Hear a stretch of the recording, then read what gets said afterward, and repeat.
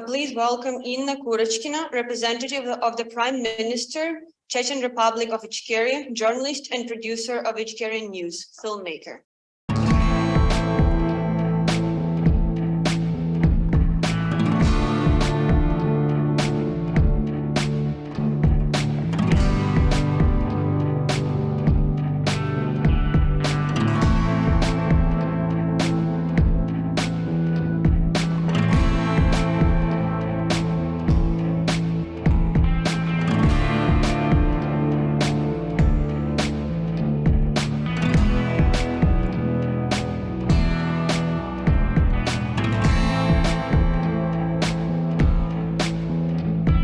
First of all, I would like to extend my gratitude to the organizers of the forum. It is a great honor for me to speak at the Ukrainian Institute of America in New York City. Here in Manhattan, on Lexington Avenue, it is a very design center which became my home back in 1999. I was successful in the field of interior design, but after Russia's war against Georgia in 2008, I decided to apply my skills towards journalism and started to draw attention of society to the question of Russia's aggression against neighboring countries. I have always believed the United States stand for freedom and justice. That's why I wanted to devote my speech to this: freedom for everyone and justice for the peoples. My grandfather was Ukrainian.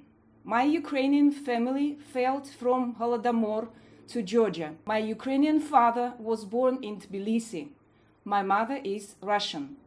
Tbilisi is my hometown. At 16, I was met with the roar of tanks rolling down the Rustaveli Avenue on 9th of April 1989. Back then, we saw the communist regime as our worst nightmare. 2 years later, the world let out a sigh of relief, seeing a new image of so-called democratic Russia, and gave Yeltsin a big credit of trust. I found myself in the very same place, on the Rustaveli Avenue, under fire opened by Russian tanks on December 1991. Thus, Russia started on its path of freedom and democracy in December 1991, crushing the freedom and choice of Georgian people. That was my first encounter with lie. Pro-Kremlin government then came to power, forced the beautiful city Tbilisi into the darkness, and made me leave my homeland. I ended up in Russia, in my mother's homeland. Meeting this word, familiar to me only through Russian literature, opened up the abyss into which I continue to fall to this day. In Russian culture, there exists a concept of intelligentsia. It implies a person of sophisticated intellect, gifted with moral properties. And then I faced lie for the second time. I turned out there are no Russian people as a national entity. The only trait they do share is imperial arrogance. The false pathos of the Russian soul ends with the page of their literature. In reality, there is a society not immune to the ideas of Nazism. One part of the population drive to kill, and in others to hide in their miserable little world, pretending not to see that their country is a killer. The so-called democratic Russia has been killed Georgians, Chechens, Ukrainians since 1991. And what about the famous Russian intelligentsia, now represented in the modern world by journalists, writers, who call themselves liberals, whom the West gladly decided to accept as defenders of freedom and democracy? The other day, I interviewed the former director of the Russian service of Radio Liberty, Mario Corti. The conversation was intense and frank. A famous journalist who went through the Chechen war turned out to be unprepared to my simple question. question about the fact that the Chechen Republic of Ичкерия is an independent state and the legal foundation that formed the basis of its independence. Being an honest man, Mario Corti was focused to admit that he was not aware on the legal details of the Chechen Republic, and that he, like most people in the Moscow-centric view, insisted that Chechnya is part of Russia. The point is not that Russian Service of Radio Liberty has hidden the fact of Chechnya's independence, but that it continues to shift the focus. An article by Radio Liberty came out on 21st of September 2022, which was dedicated to Kadyrov and his threats to kill Ahmed Zakayev, the Prime Minister of the Chechen Republic of Ичкерия, who was described as the leader of the Chechen separatists. And here is the lie. This is a key issue in the difference between two narratives. Russia attacks the independent state of the Chechen Republic, and killing is bad, but Chechnya is part of Russia.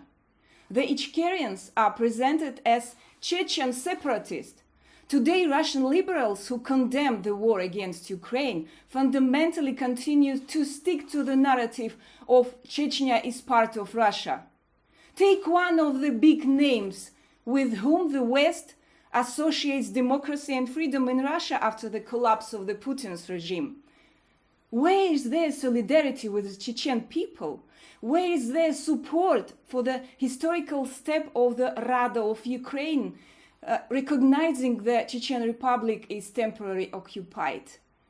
Not far from this place is the Dakota House, the house of John Lennon. And here are the words of his great song: God is the concept by which we measure our pain. God is with Ukrainian people because the pain is huge, and God is with Chechen people because the pain is huge. They got their independence in 1990. They had the great president Johar Dudayev. They had their constitution in 1992. They were attacked in 94. They won. They were attacked again, being occupied by Russia. And instead of standing with these great people who lost 1/3 of the nation, instead of solidarity with Chechen people, the Russian liberals called them separatists. Didn't you forget that your country is an aggressor and Chechens are your victims? How dare you lecture Chechen people? How dare you, Mr. Khodorkovsky, Mr. Volkov, journalist of Russian Service of Radio Liberty, call Ичкерия a part of Russia?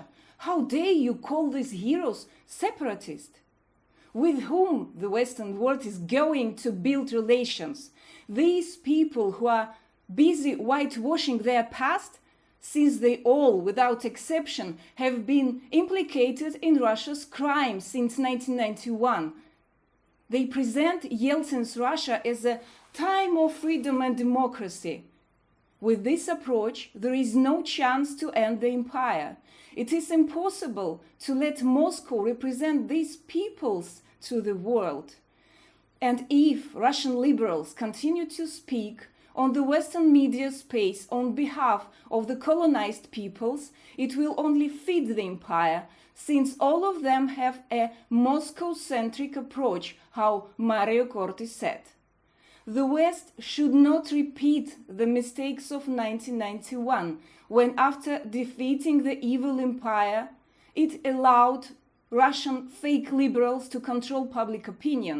The West, having an upper hand in the media space, has an obligation to provide resources to other people, not to Navalny, not to Khodorkovsky, not to the team of Echo Moskvy or Dozhd.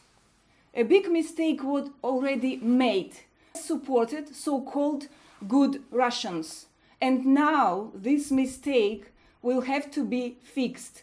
Support should be given to the leaders of the national liberation movements, building independent media for free peoples of post-Russia.